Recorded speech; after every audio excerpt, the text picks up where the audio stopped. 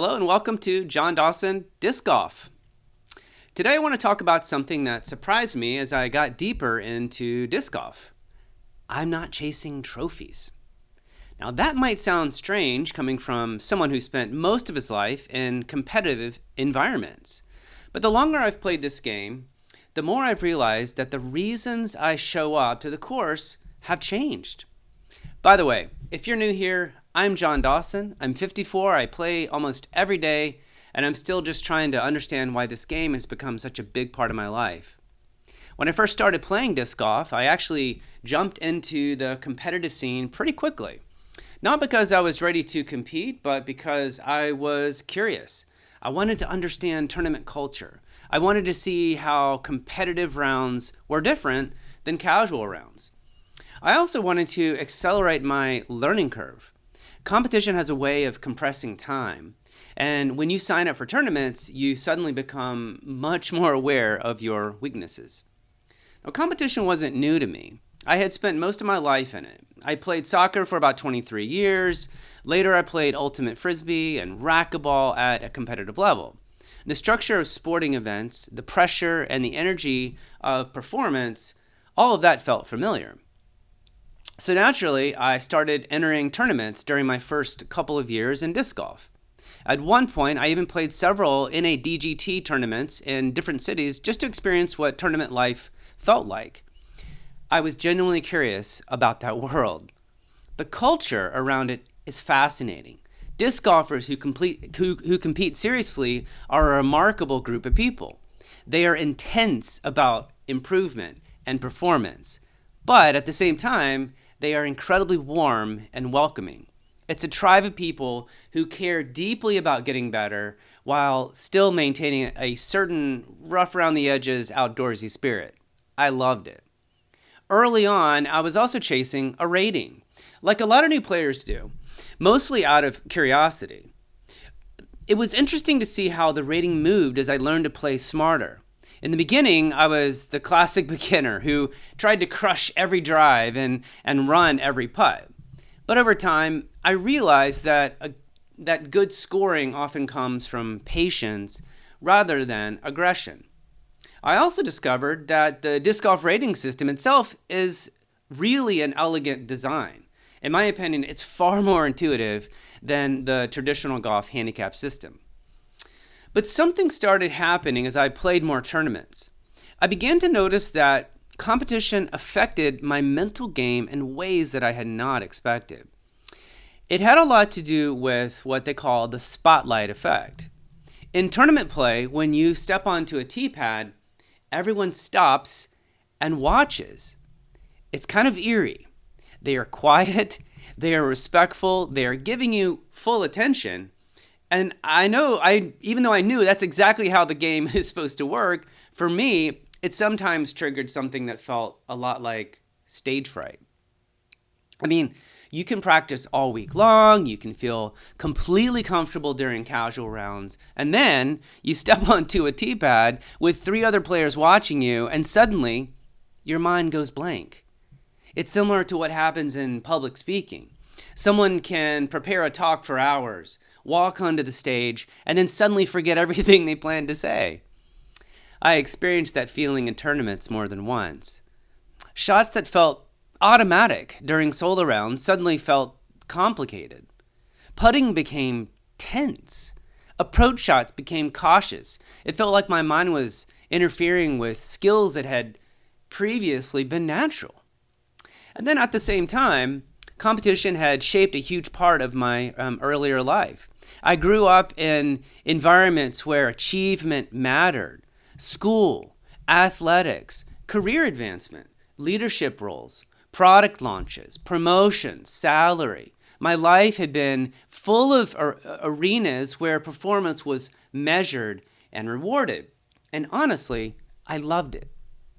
I thrived in those environments. I earned a graduate degree. I moved from different careers. I started businesses. I led teams. I helped launch dozens of products over the years. Promotions came along the way, and then the financial rewards followed, and then early retirement. Playing soccer for me, for most of my earlier life, reinforced that mindset. When you grow up competing, you tend to see the world as a field of play. You are constantly trying to improve your position, and especially growing up in America reinforces that perspective even more. Our culture celebrates merit and achievement and advancement.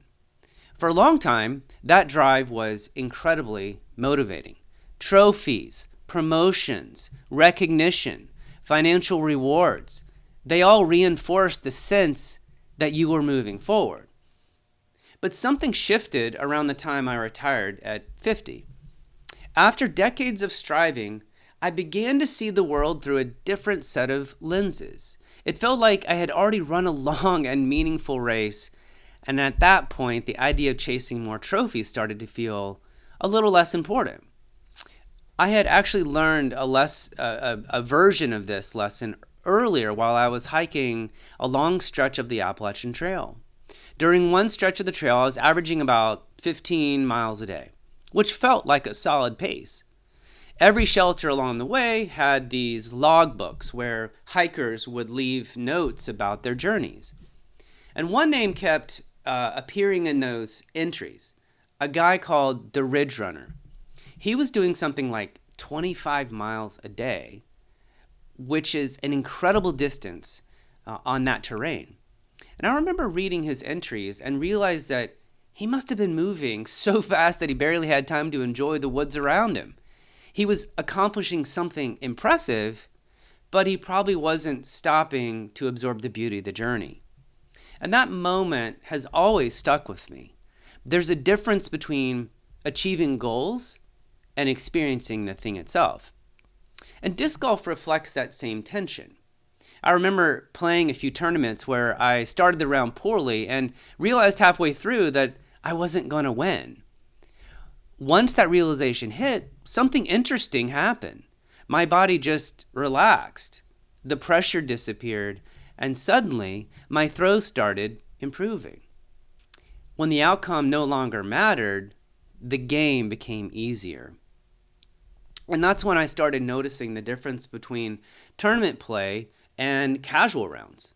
When I'm not competing, I throw significantly better.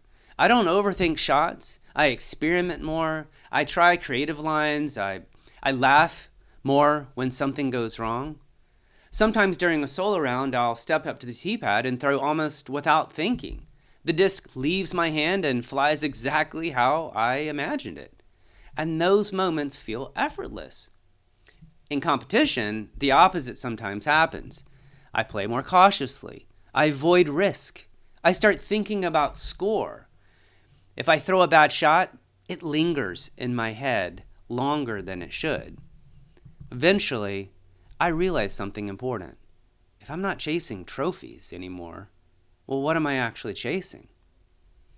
The answer has slowly become clearer over time.